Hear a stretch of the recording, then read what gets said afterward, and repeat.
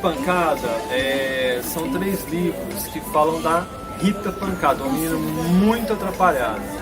Eu escrevi esses livros, né, com essa personagem, foi uma forma de homenagear o meu avô.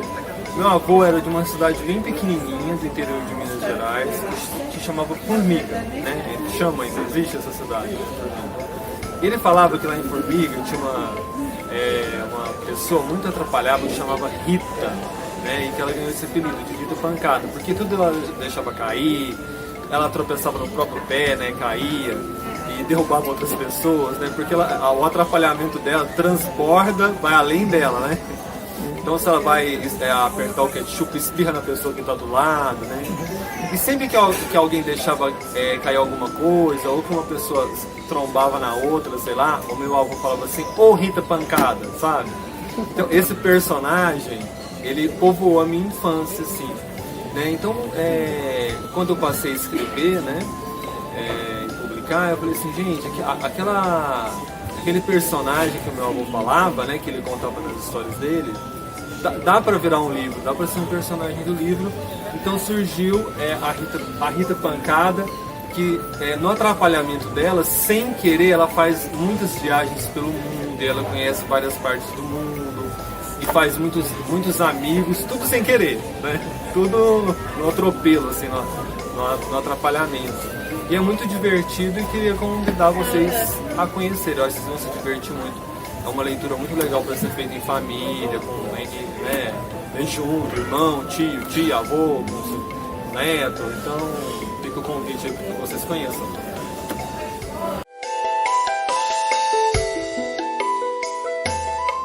Olha, foi contar com um tempero bem brasileiro assim as histórias da Mil e Uma Noites, né?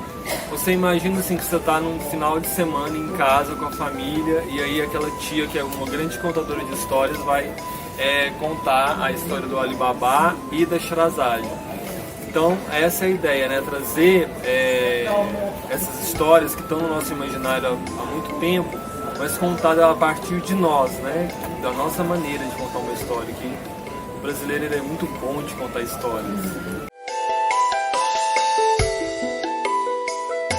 Eu tenho me preocupado em escrever livros que resgatem, ou livros que tenham a ver com a nossa brasilidade, sabe? Com a nossa identidade.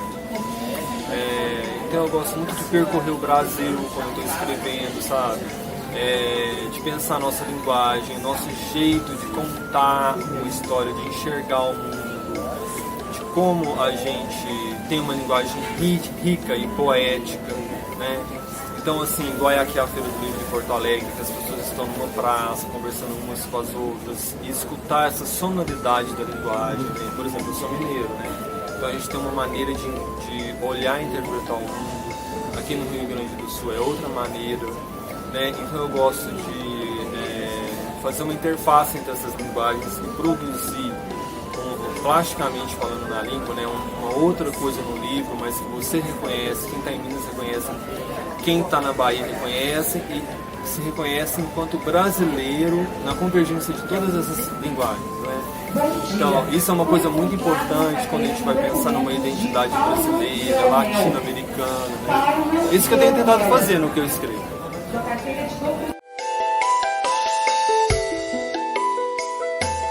Olha, eu acho que os temas dos personagens, a gente às vezes não tem como fugir de algumas questões que são importantes e que estão na ordem do dia, assim. Então, eu penso que falar sobre democracia é importante sempre, né?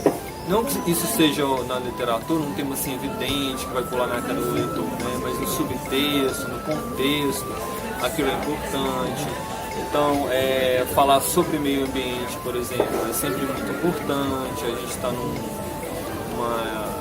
emergência climática, por exemplo, né? Então, que mundo que a gente vai deixar para as pessoas que vêm depois de nós, né? Então, isso é sempre importante. É uma questão que permeia o que a gente conversa, os assuntos, né? Não dá para para mim, Thiago, é uma reflexão que eu faço diariamente. Então, quando eu vou escrever, tá lá no que eu estou escrevendo, porque eu estou no mundo, entendeu?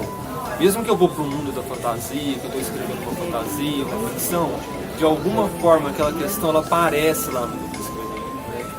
Isso se reflete nos personagens, isso se reflete no que eu estou criando, né? Os problemas que a gente tem que enfrentar no nosso cotidiano.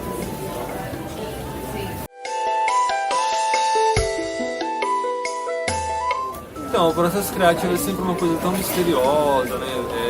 Acho que cada autor tem uma maneira, um jeito, né? Eu acho que tudo começa com uma inspiração, com as ideias, né? Que tem sempre, para mim, tem uma fonte principal que é a leitura, né? Então eu me inspiro muito lendo outros autores, os autores que eu gosto, e na arte em geral como uma fonte de inspiração primária. Então a música, as artes plásticas, as artes visuais, a cultura pop como um todo, né?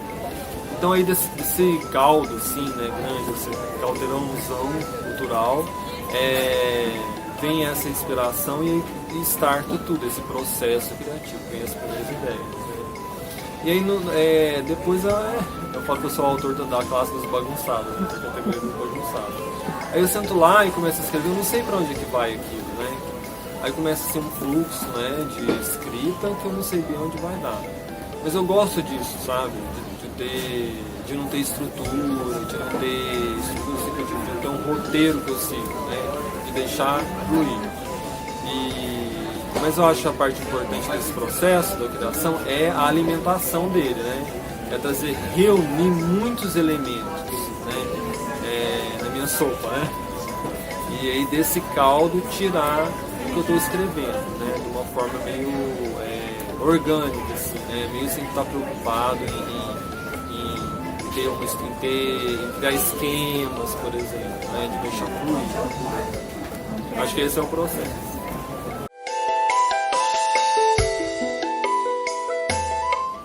Olha, eu tenho alguns projetos, assim, eu tenho me dedicado a escrever, tem os livros da Rita, né, que são livros super bem humorados, assim. Eu tenho me dedicado a escrever coisas de humor, assim, né, aventuras que tem bastante uma carga de humor bem forte, humor crítico, assim, porque eu acho que o humor é uma via bastante legal da gente construir coisas, né, uma via de criticar mesmo, uma via legítima para uma crítica,